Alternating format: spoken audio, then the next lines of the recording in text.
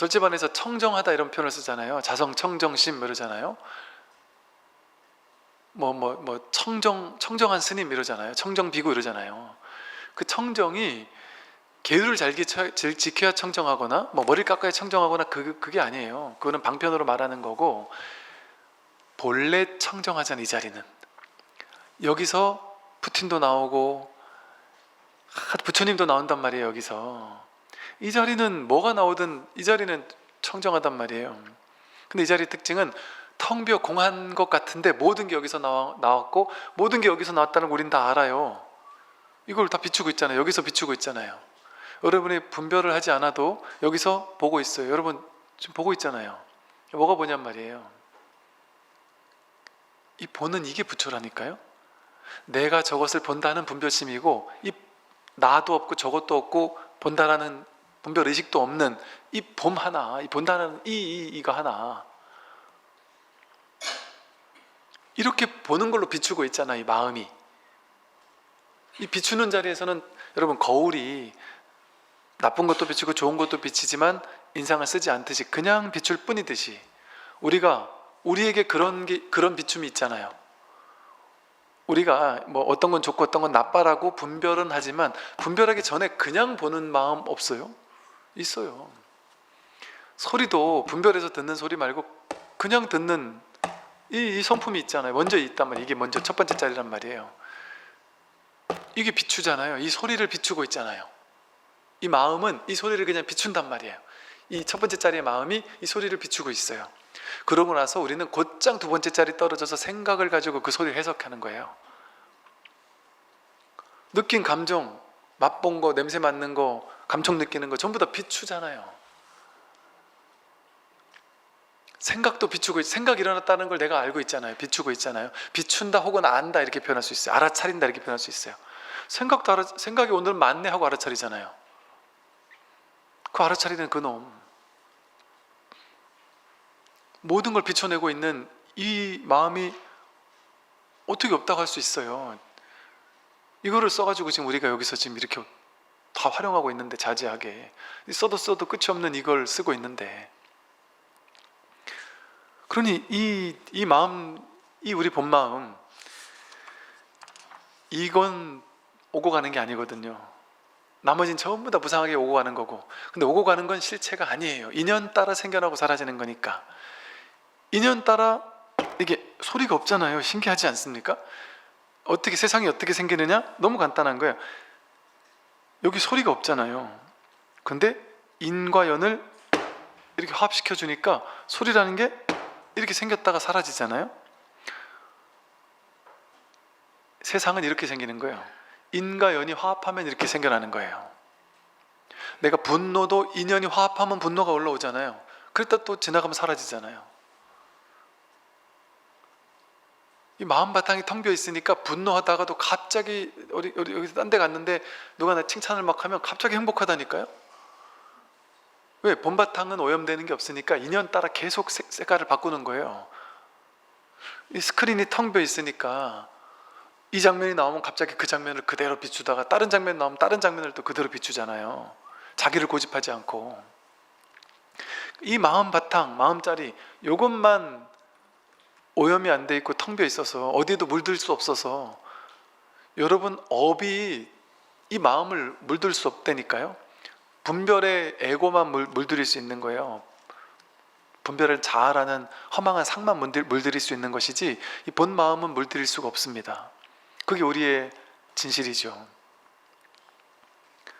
그런데도 불구하고 우리는 이 진짜 배기는 한 번도 생각해보지도 못하고 상상해보지도 못하고 한 번 마주해보지도 못하고 만나보지도 못하고 늘 만나면서 만나지 못하는, 이게 얼마나 억울한 거예요. 늘 쓰면서 모르니까.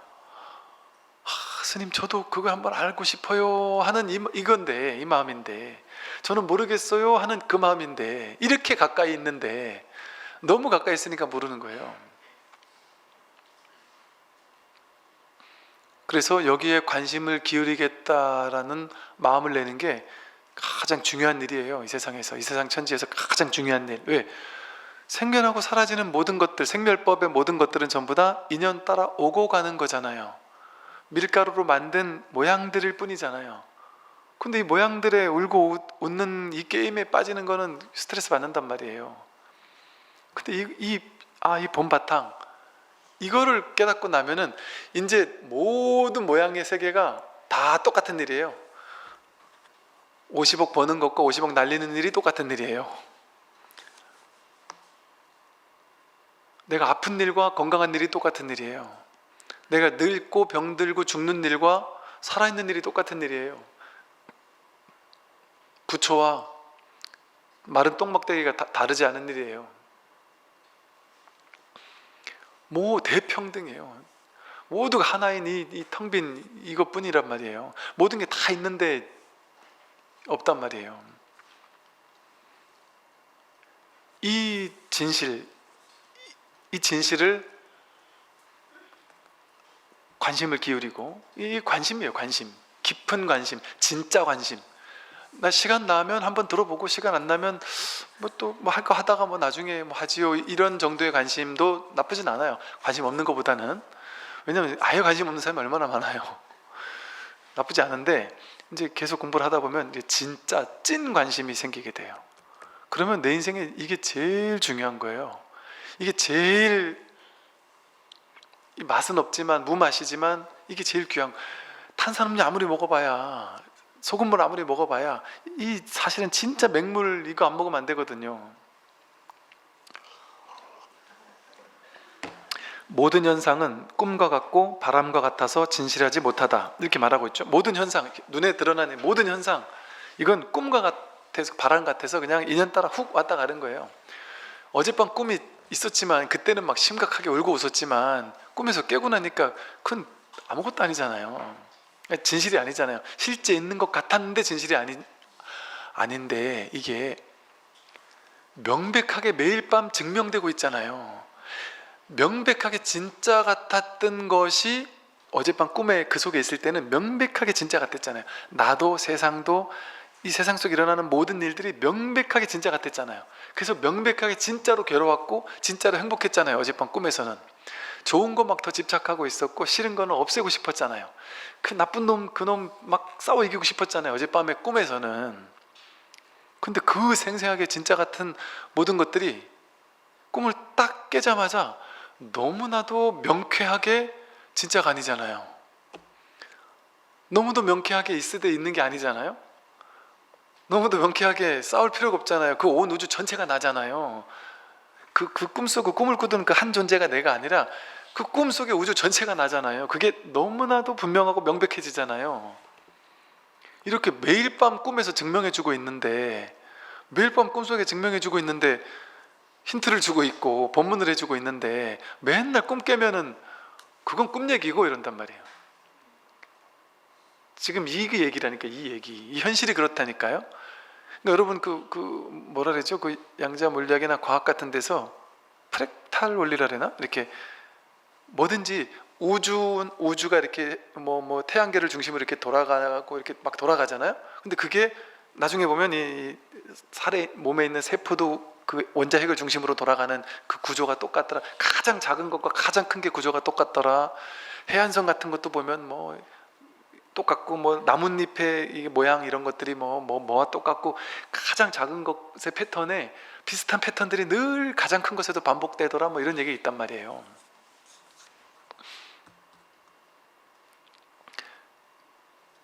이게 꿈의 원리가 현실의 원리가 똑같다니까요. 같은 거라니까요. 그러니까 이 깨달음을 꿈이라는 걸로 숨겨놨단 말이에요.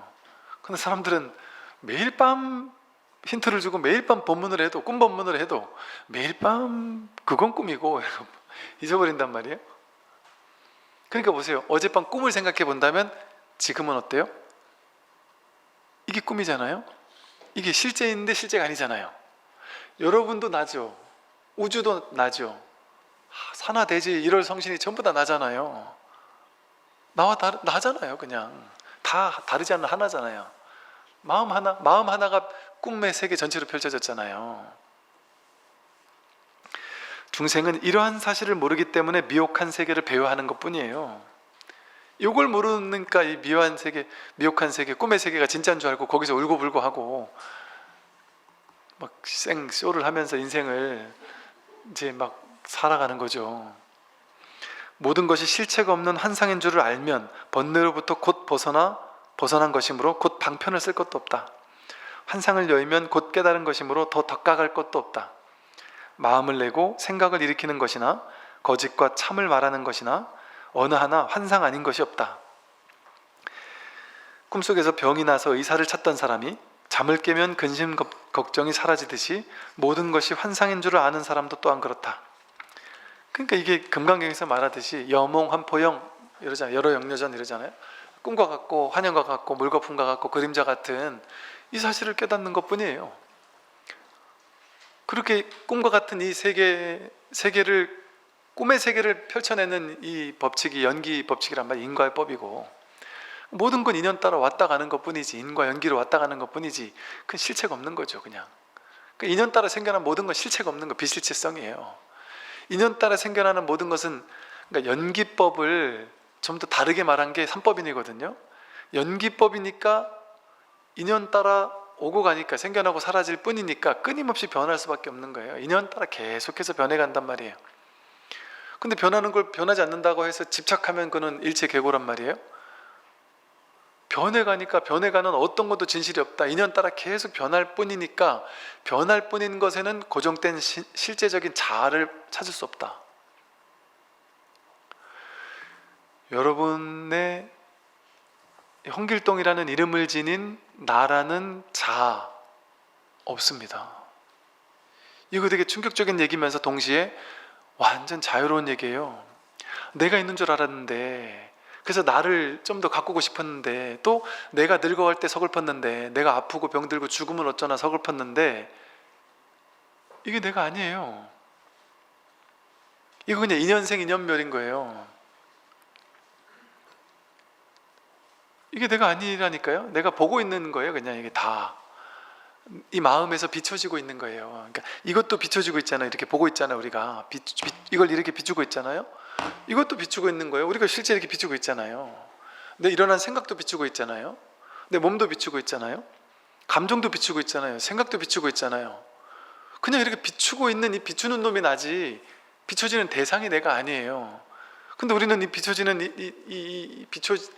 비춰지는 대상을 난 줄 알고 지금까지 얘를 어떻게 가꾸고 꾸미고 얘한테 어떻게 뭘 좀 해볼까 하고 살았단 말이죠. 그러니까 이 얘를 계속해서 비추고 있던 그놈이 먼저 여기 있었단 말이에요. 불법은 애써 구하는 것이 아니라 단지 평상심을 유지하여 특별한 일이 없게 함이니, 추우면 옷을 입고 더우면 옷을 벗고 배고프면 밥을 먹고 졸리면 잠을 자면 되는 것이다. 어리석은 자는 나를 비웃겠지만 지혜로운 사람은 그 뜻을 안다. 임재여록에 불법은 애써 구하는 것이 아니에요. 구하고 있는 그놈이기 때문에, 내가 구하려고 애쓰는 이거기 때문에 구하면 어긋나는 거예요. 벌써. 단지 평상심을 유지하여 특별한 일이 없게 함이니, 평상심이 뭐겠어요? 평상심, 배고프면 배고픈 줄 아는, 배부르면 배부른 줄 알아서 자동으로 안 먹잖아요. 이 평상심이 법이에요. 뜨거운 물 손대면 아따 하잖아요. 그게 평상심 아니에요? 그게 법이거든요. 갓난아기가 배부르면 응하고 더 이상 안 먹고, 배고프면 응애하고, 똥을 싸서 찝찝해도 응애하고, 다 안단 말이야. 얘도 좌우자재로 다 쓸 수 있어요. 우리가 늘 평상시 쓰고 있는 이 마음이 평상심이에요. 그런데 이 평상심을 뭐가 덮어 씌워버려요? 가려버려요? 분별심이. 뜨거 하는 걸 계산해서 공부해야지만 뜨거 잘하나요? 뜨거운 거 이렇게 뜨거 하는 거는 공부와 상관없죠. 공부 못하는 사람, 잘하는 사람이 똑같이 잘해요. 운동신경 있는 사람, 없는 사람 똑같이 잘해요. 갓난아기, 나이 80 되신 어르신 똑같이 할 줄 알아요. 본래 구족된 거니까. 그거 마음이잖아요. 손 딱 들이밀어서 아 뜨거 하는 거 이거 마음 아니에요? 이건 분별이 아니잖아요. 딱 된 다음에 잠깐만 나 분별해보고 이게 지금 뜨겁나 안 뜨겁나 이렇게 생각해보고 나서 아 이건 몇 도씨쯤이니까 뜨거운 거야. 그러고 나서 뜨거워 이러지 않잖아요. 그건 두 번째 자리에 떨어진 생각이잖아요. 아 뜨거 먼저 하고 나서 이 평상심을 먼저 쓰고 나서 그 다음에 야 그거 한 몇 도 되나 보다 하고 생각하잖아요.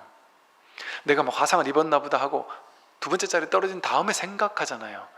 그 생각하는 마음은 중생심이고 분별심이란 말이에요. 두 번째 자리에 떨어진 마음이란 말이에요. 근데 아 뜨거 하고 안단 말이에요. 이 마음을 이 평상심을 누구나 쓰고 있잖아요. 귀신같이 우리가 사람이 물어본단 말이에요. 밥 먹으러 갈까? 그러면 배고파? 이렇게 물어보면 안 고파 이러거나 조금 고픈데? 이러잖아요. 뭘 봤어요 그때? 뭔가를 보니까 안 거 아니에요, 그죠? 이 마음을 봤단 말이에요. 마음은 저절로 알아요. 그렇게 억지로 아는 게 아니에요. 막 계산해서 아는 거 아니에요. 내가 배고픈지 안 고픈지 계산 좀 해볼게, 판단 분별해보고 나서 아는 게 아니에요.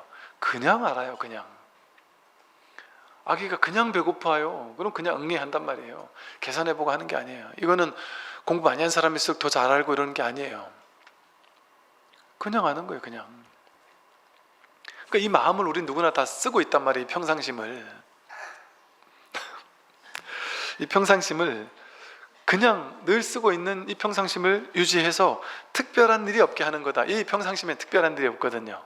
이 평상심은 보세요. 아까 말한 것처럼 이 마음, 본바탕의 마음, 평상심의 이 텅 빈 마음, 여기 위에 괴로움도 왔다 가고 행복도 왔다 가고 불행도 왔다 가고 기쁨도 왔다 가고 좌절도 왔다 가고 절망도 왔다 가잖아요. 모양 있는 온갖 마음들이 왔다 가잖아요. 그건 다 특별한 마음들이잖아요. 온갖 분별되는 마음들이 왔다 갔다 하잖아요. 근데 이 텅 빈 본바탕에는 특별한 게 있습니까? 여긴 특별할 게 없죠. 특별한 건 전부 다 분별이죠. 그러니까 일 없는 게 이 공부예요. 모든 일이 다 똑같은 게 이 공부예요. 그래서 특별한 일이 없게 하는 것이니 추우면 옷을 입고 더우면 옷을 벗고 배고프면 밥 먹고 졸리면 잠을 자면 되는 것이다. 이게 마음 아니에요. 추우면 저절로 옷 입어요. 저절로. 더우면 저절로 벗어요. 저절로. 이건 분별 잘하는 사람 못하는 사람 상관없어요. 잘난 사람 못난 사람 상관없어요. 저절로 하는 거예요. 배고프면 저절로 밥을 찾아요. 그건 다 저절로 이루어져요. 여러분이 지금 생각해서는 그래도 스님 배고플 때 밥을 잘 먹으려면 공부를 많이 해야지요. 그래야 돈을 많이 벌고 회사를 가서 많이 벌고 뭐 어쩌고 저쩌고 이렇게 생각하잖아요. 그런데 사실은 아무것도 공부 안 하고 아무것도 모르면 먹고 살 수 없어요 라고 생각하는데, 사실은 이게 물론 좀 뭐 좋은 걸 먹고 적은 걸 먹고 이럴 수는 있지만 먹는 일에 있어서는 배고프면 배울 필요가 없어요. 저절로 먹게 돼요. 깐난 애기 보세요. 배고프니까 계속 울었었잖아요. 뭔가 달라고. 그럼 뭔가가 주든지 안 주면 뭐라도 먹는다니까요. 그냥 입에 닥치는 뭐든지 다 먹잖아요. 갖다가 덜 배고팠을 때는 그래도 먹을 만한 건 먹고 좀 먹을 만하지 못한 건 안 먹잖아요. 근데 이게 과하게 배고파 버리면 그거 생각 따라가지 않아요. 그냥 먹지. 인도 같은 데 가면 쓰레기통 뒤져서 그냥 먹어요. 애들이. 이거 비슷해. 화장실을 가고 싶은데 우리 이제 교양 있는 사람이니까 저기 화장실 가서 이렇게 소변을 봐야지 아무 데나 볼 수 없잖아요. 근데 막 산골짜기 가가지고 화장실이 없는데 화장실을 가야 된단 말이에요. 그러면 그 옆에서 야 그냥 아무 데나 들어가 하고 와 이러면 수치스럽게 어떻게 그런 생각 할 수 있느냐 이러면서 욕을 하겠죠. 근데 그건 덜 마려운 거죠. 그건 아직 생각이 작동하고 있다는 거는 덜 마려운 거예요. 근데 생각을 쓰지 못할 만큼 몸에서 이제 반응이 와버리면 분별은 두 번째 자리예요. 그 첫 번째 자리에 마음을 써버려요. 그냥 저절로 쏴버려요. 그냥 아무 데나 가서. 누구나 생각, 뭐 교양 뭐 이런 거 따지지 않는단 말이에요. 이렇게 저절로 추우면 옷 입고 더우면 밥 먹고 돈 없으면 돈 벌러 나가고 저절로 하게 돼 있어요. 우리는. 그러니까 뭐 공부하는 거 그거는 열심히 해야 하는 거잖아요. 인위적인 노력이잖아요 생각하지만, 공부 왜 하겠어요? 돈 많이 벌려고, 좋은 데 취직하려고. 그래야 돈 많이 버니까. 그걸 아니까. 그러니까 일하러 나가는 거 아니겠어요? 사실 일하러 나가는 것도 사실은 가장 원초적인, 누구나 해야 되는 그런 것들을 하기 위해서 나간단 말이죠. 이렇게 단순한 거거든요. 공부는, 이 깨달음이라는 건 이렇게 단순한 거예요. 어리석은 자는 나를 비웃겠지만 지혜로운 사람은 그 뜻을 안다. 아니, 어리석은 자는 그게 무슨 도냐? 배고픈 밥 먹고 뭐 졸리면 자는 게 그게 뭔 도냐? 나도 할 줄 아는 건데. 나도 할 줄 아는 게 도예요. 내가 늘 하던 게 도예요. 저 도인들만 할 줄 아는 게 그게 도가 아니에요. 우리는 나는 못하고 도인들만 할 줄 아는 게 도 같잖아요. 그게 뭐예요? 예를 들면 여러분 머릿속에서 도인들만 할 줄 아는 게 뭐예요? 나는, 도인들은 맨날 먹을 때도 하루에 한 끼만 먹는 것 같고, 먹을 때도 항상 풀만 뜯어 먹을 것 같고, 자극적인 음식 절대 안 먹을 것 같고, 항상 TV 같은 거 절대 안 볼 것 같고, 그냥 빈 방에 앉아가지고 항상 이렇게 다 좌선하고 앉아있다가 배고프면 나가서 슥 풀뿌리 하나 뜯어 먹을 것 같고 그렇게 상을 가지고 생각을 하잖아요. 그걸 도인인 줄 알잖아요. 그리고 밖에서 인기척이 들려서 나가서 사람이 이렇게 와서 스님 저기 괴롭습니까? 어떻게 하면 되겠습니까? 그러면 가만히 쳐다보고는 이 길로 가십시오, 이렇게 하십시오 하고 알려주고, 아 팔자가 사나워서 안 되겠어 이렇게 한마디 또 해주고, 집에 가서 이것 좀 하라고 뭐 기도하는 방법도 알려주고 뭐 이러면서 뭔가 이렇게 다 아는 이런 걸 도인일 것 같잖아요. 진짜 도인은 그것과 상관없다니까요. 우리가 사람을 딱 보면은 미래를 내다보지 못하듯이 도인도 아무리 눈동자를 쳐다봐도 못 내다봐요. 설령 내다보는 재능이 공부하는 과정, 완전히 익어가면 그거는 싹 사라져버려요. 근데 공부하는 과정 중에 일시로 그런 능력이 생길 수는 있어요. 근데 그거는 뭐랄까, 이 공부의 과정에서는 아주 초보자의 저급한 능력이에요. 그러니 그걸 따라가는 사람은 진짜 수준 낮은 사람이죠. 수준 낮은 공부인이죠. 그러니까 그게 있어도 있는 줄 모른다면, 있어도 그 쓸 마음이 없단 말이에요. 진우 스님 수식결에도 나오잖아요. 그걸 쓸 일이 없다. 그걸 쓰려는 그런 삿된 생각을 가지지 않는다. 그리고 그게 있다라는 것은, 신통이 있다라는 것은 아직 내가 공부가 멀었구나라는 걸 증명해 주는 얘기거든요. 근데 우리는 내 수준이 요만큼이니까 나보다 조금 난 사람을 좋게 본단 말이에요. 확 훌륭해 버리면 360도 돌아와서 이 자리라니까요. 그러니까 나랑 똑같은 거예요. 여러분하고 똑같이 배고프고. 아니, 옛날에 어떤 도인 큰 스님이 계셨는데, 그 스님 밑에 이제 도를 깨닫겠다고 찾아갔단 말이에요. 밑에 스님이. 근데 보니까 그 벌써 옛날이니까 그때만 해도 대단했던 거죠. 그 스님이 아주 세련된 노스님인 거죠. 이 노스님이 그때만 해도 요즘같이 아메리카노 뭐 이런 게 이렇게 갈아먹고 이런 게 없던 시대인데, 이 도인이라고 하는 유명한 큰 스님인데 벌써 오래전인데, 그때 절에서 호두를 갈아가지고 커피를 내려 드시더라는 거예요. 커피 중독이더라는 거예요. 이건 뭘까 도대체? 그래가지고 막 충격을 받아. 진짜 도인 맞을까? 그리고 이 스님이 맨날 나보고 시키는 게, 막 예를 들어 TV에 중요한 거 나오잖아요. 예를 들면 축구가 나온다든지 막 중요한 게 나오면 이 행자 보고 나가가지고 안테나 있잖아요. 안테나 붙잡고서 왔다 갔다 해보라고, 여기야 이러면 거기서 가만히 있어야 된대요. 야, 나 한 5분만 그러고 있으라고 하고, 내려놨다가는 또 이거 안 나온다고 하고, 그런 거 시키더라는 거예요. 이게 도인 맞나? 이것이 진짜 도인인가? 그 젊은 나이에 정말 그 혼란스럽다는 거죠. 그게 도인이라니까요, 여러분.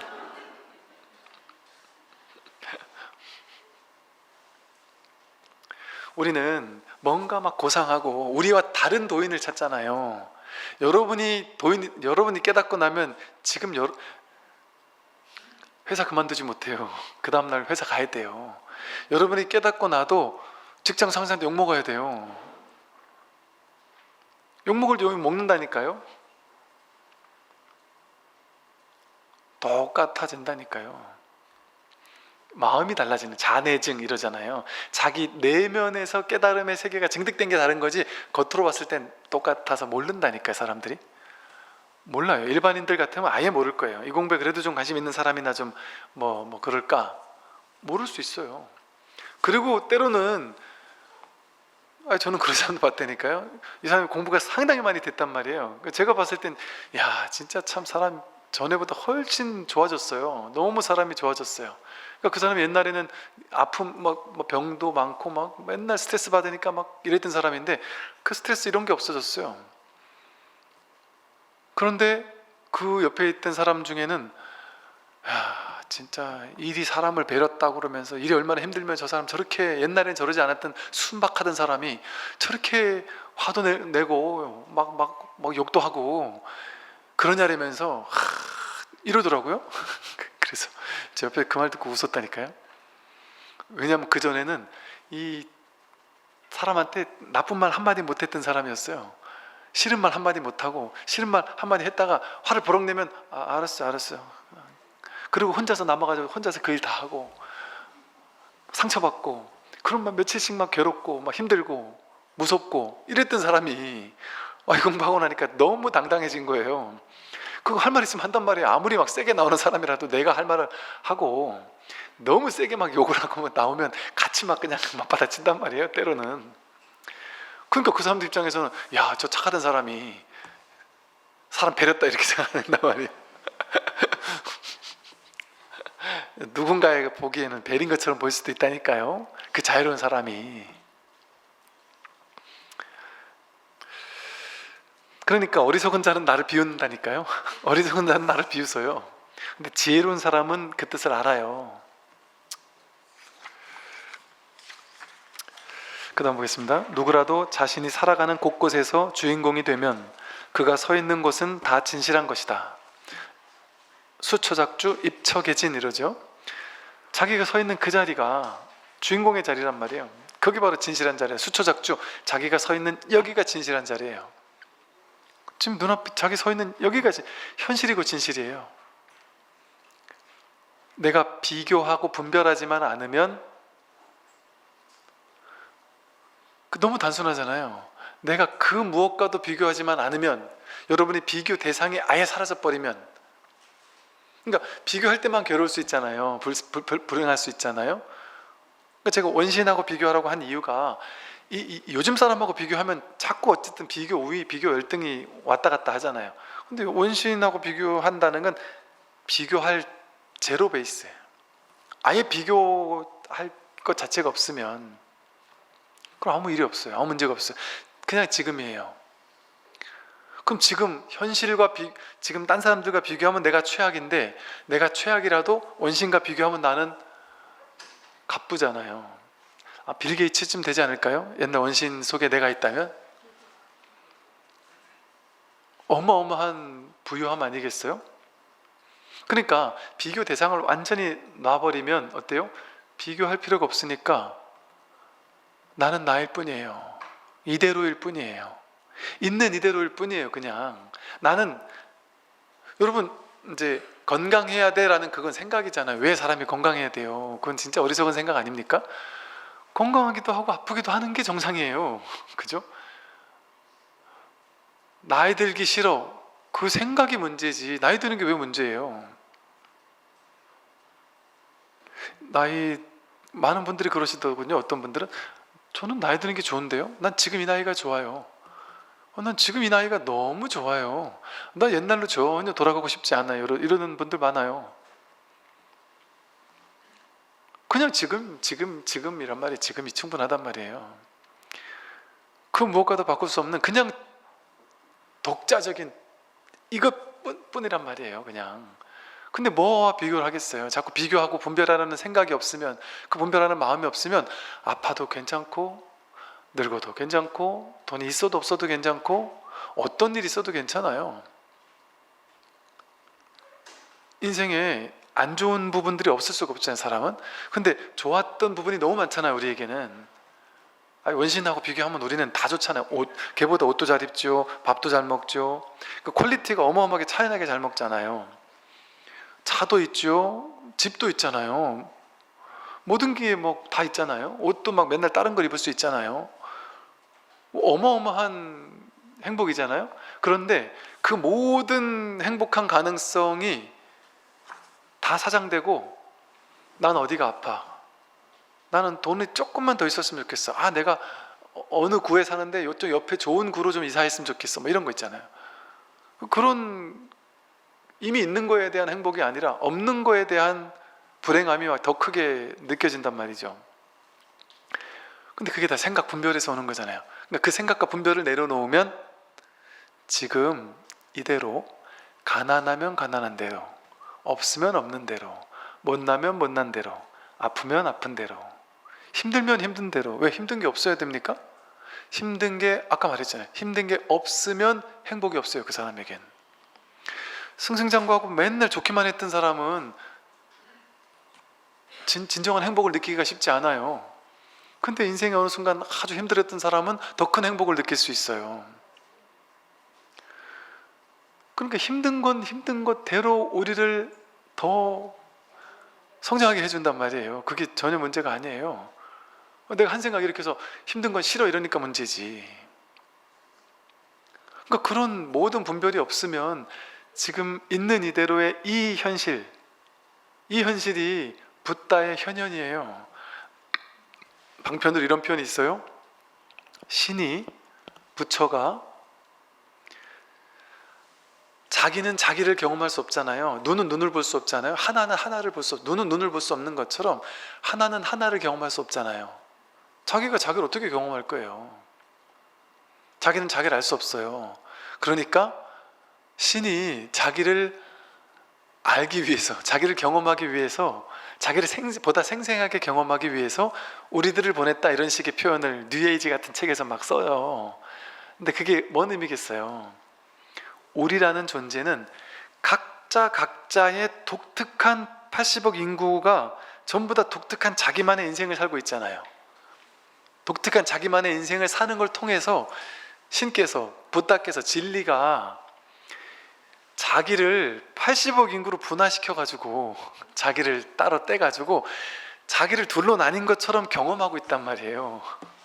그걸 통해서 저마다 이 아바타들이 삶의 지혜를 수확하는, 그래서 결국은 나에게로 되돌아오는 게임인 거예요. 어찌 보면 내가 나를 경험하고 싶어서 임시로 중생인 것처럼 분별을 만들게 했다가 다시 그 자리로 돌아가는 게임이란 말이에요.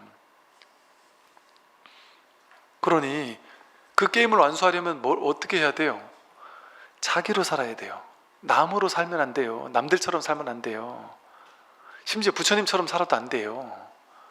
남들 팔자 좋고 나보다 내가 꿈에 그리던 이상적인 인물, 그런 인물로 살면 안 돼요. 왜? 그 인물은 거기 있잖아요. 걔가 할 거예요. 그 캐릭터는 걔가 잘하고 있는데 왜 나까지 그걸 하려래요? 나는 이거 하러 왔는데, 나는 지금 이거 하러 와놓고 남들 하는 거 하려고 하니까 내가 계속 기웃거리기만 하는 거야. 남들 인생 기웃거리고 나도 저렇게 살고 싶어 하고, 아무리 마음에 안 드는 남편이라 할지라도, 아무리 마음에 안 드는 자식이라 할지라도 그 아이가 내 아이예요. 그 남편이 내 남편이에요. 그 놀기 좋아하는 아이, 그게, 그런 사람이 필요한 거예요 지금. 그거 하려고 왔는데 그거 안 하려고 하니까 괴롭죠.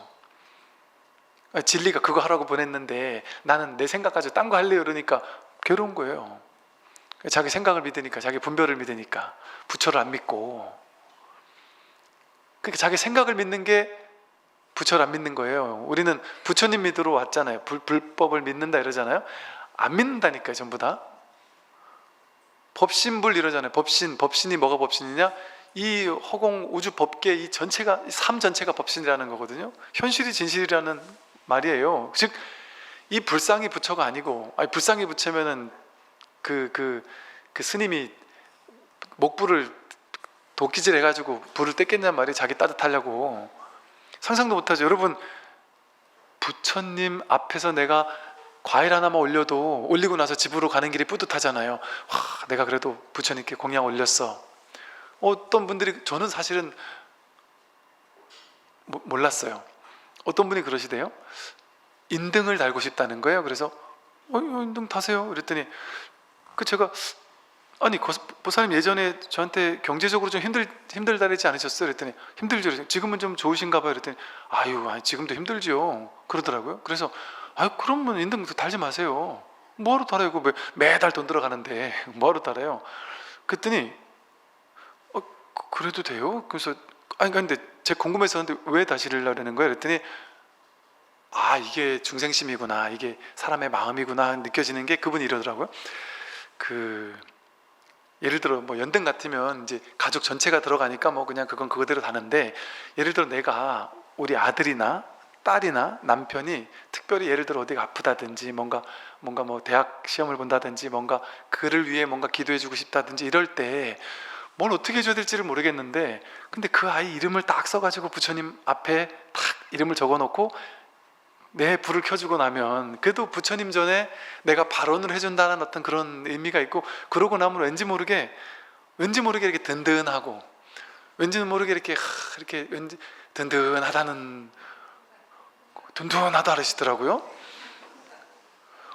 불을 켜놓으면 든든하군요. 그랬더니 그래도 부처님 전에 불을 켜놓으면 얼마나 든든하겠어요. 부처님 전에 불을 켜놓으면 든든하시면 좋은 방법 알려드릴게요. 그 아들 방에 불을 좀 켜놓으세요. 아들 방이 법당 아니에요?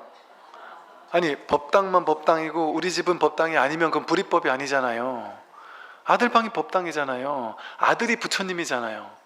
그럼 부처님에게 불 켜놓으려면 아들 방에 붙여놓는 게 훨씬 더 효과적이지 않겠어요? 말하자면, 그러니까 경제적으로는 능력 있는 사람이면 절에 좀 도움 주기 위해서 또 하고, 또 내 마음을 다지기 위해서도 그냥 그렇게 발언해주고, 그 발언 때문에 나도 조금 더 이렇게 이런 어떤, 우리는 왜냐면 아직 완전한 부처가 아니니까 그런 든든한 마음이 있을 수밖에 없기 때문에 그게 도움되는 측면이 있을 거예요. 근데 이 말씀 뭐냐 하면, 본인이 경제적으로 능력이 안 돼서 이거 밥 한 끼 사 먹기도 힘든 상황이면 굳이 그렇게 할 필요 있냔 말이에요. 안 그래도 되는데. 근데 그게 이제 법이라는 거요, 혹은 반드시 이래야만 된다 저래야만 된다라는 거에 그 또한 얽매여 있는 거 아니겠어요? 얽매여 있는 거잖아요. 그래서 그게 하나의 상징 같은 이런 거에 우리는 이거 의외로 사람들 많이 끌려다니며 살아요. 상에 많이 이렇게 끌려다니며 살거든요. 이게 그러니까 그게 이런 말 되나? 저는 제 이름 인등에 법상 스님이 안 적거든요.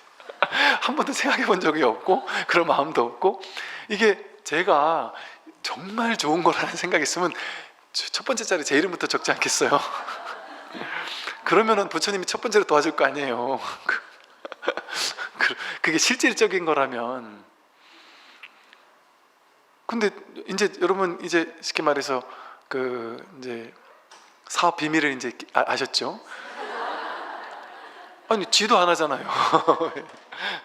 그러니까 이제 이 말이 이거 하고 안 하고 아니에요. 이건 그냥 어떤 문화 전통이에요. 그리고 절도 좀 먹고 살아야 되고, 먹고 사는 걸 떠나서 절도 포교를 해야 되고, 법을 전법을 하려고 하니까 이게 쓸 수밖에 없잖아요. 그러니까 이제 그거를 좀 돕고자 하는 어떤, 또 그러나 그냥 돕는 것보다는 뭔가 어떤 하나의 상징적인 어떤 걸 만들어서 그걸 통해 내 발언을 더 강하게 하고 그 발언의 의미를 담아서 내가 지혜의 등불을 켜는 게 중요하겠구나 하는 이런 발언을 좀 담을 수 있는 상징을 부여해서 그걸 볼 때마다 내가 이렇게 부처님 전에 불을 켰었는데 그 초심을 잃고 지금은 내가 부처님 전에 진짜 불을 켜라는 마음이 없어졌구나. 근데 이렇게 불 켜는 걸 내가 왜 불을 켜지?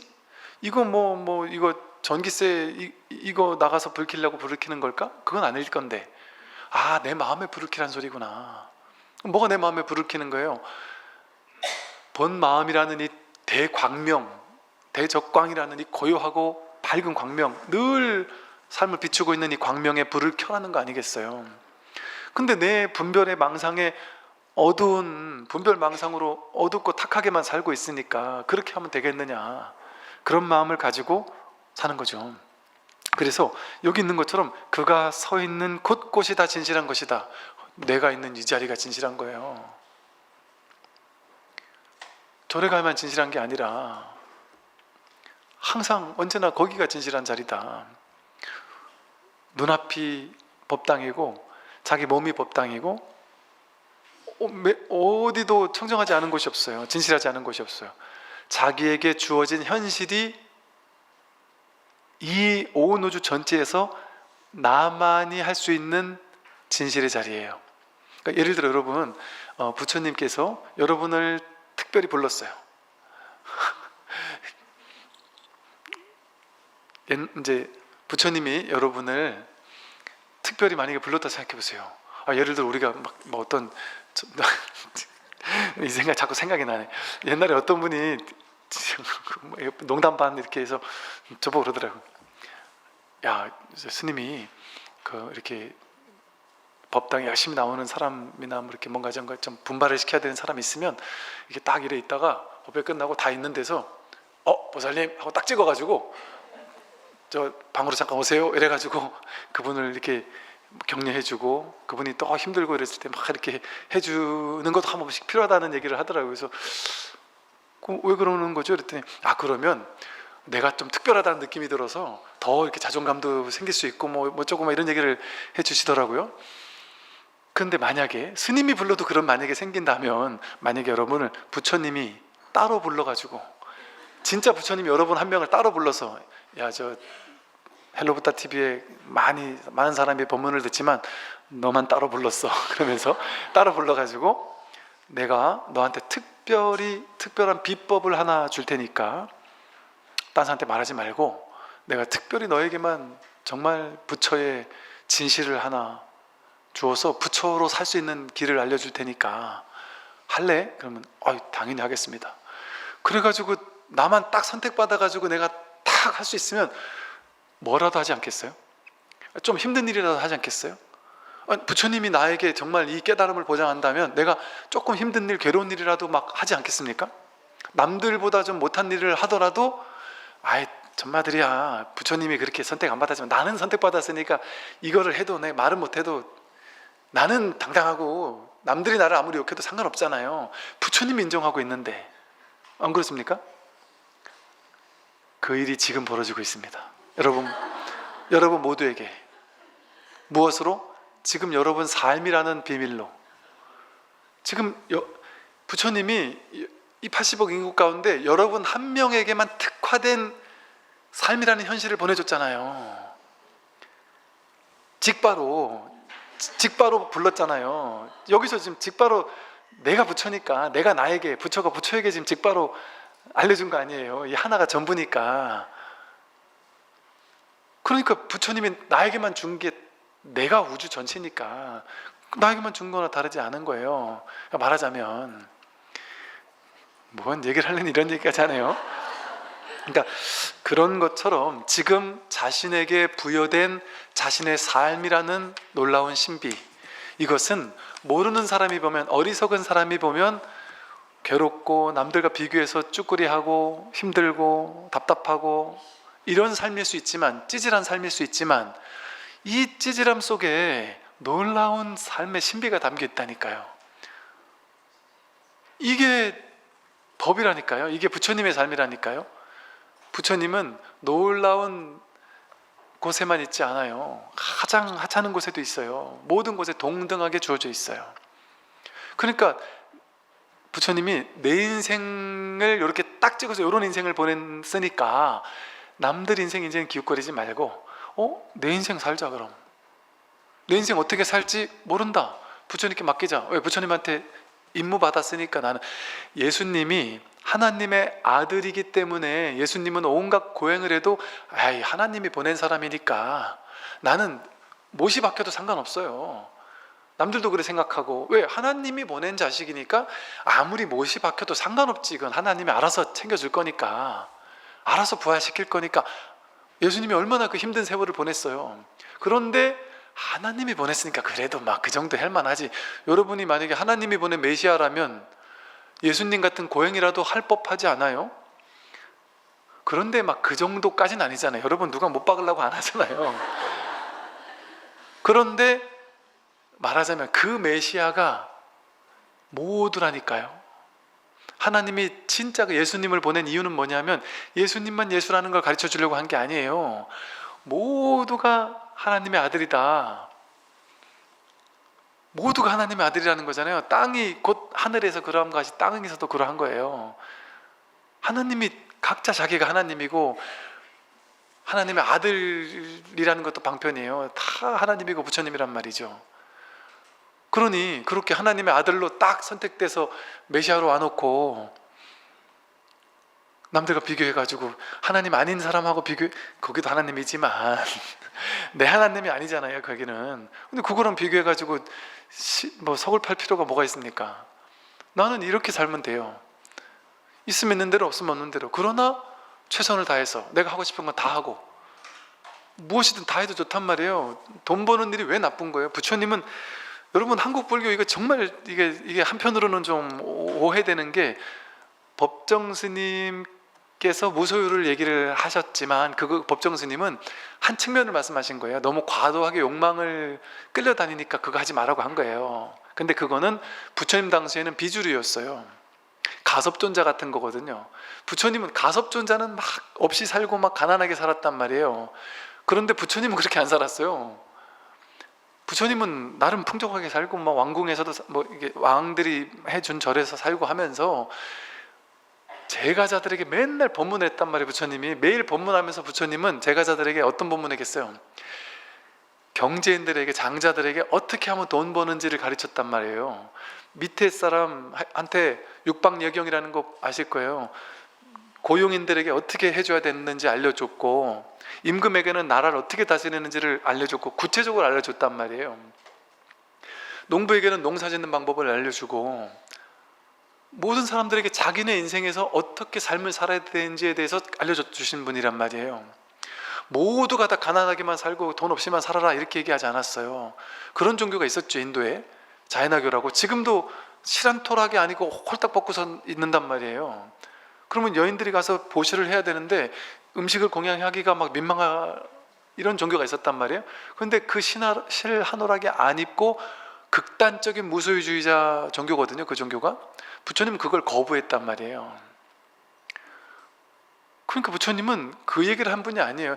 자신이 주어진 삶을 최선을 다해 살아라, 성실하게 살아라, 그리고 나아가서 마음을 내어서 이 공부를 할 수 있다면 더욱 좋다, 그렇게 가르치셨단 말이에요. 그러니까 제가 볼 자들이 무조건 그냥 막 수행자가 돼가지고, 그 수행자가 돼야 되는 건 좋은데 그 수행자는 반드시 청빈하고 막 밥도 채식만 먹고 뭐 조금만 뭐 소식만 하고 뭐 수행자 같은 그 이미지, 우리가 알고 있는 그 이미지를 그림 그려서 거기 가까이 가야지만 수행자인 것처럼 생각하는 것도 하나의 편견이에요.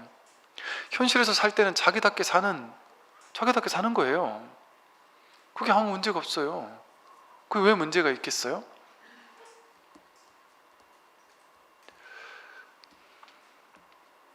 네, 오늘 여기까지 말씀을 드리겠습니다. 성불하십시오.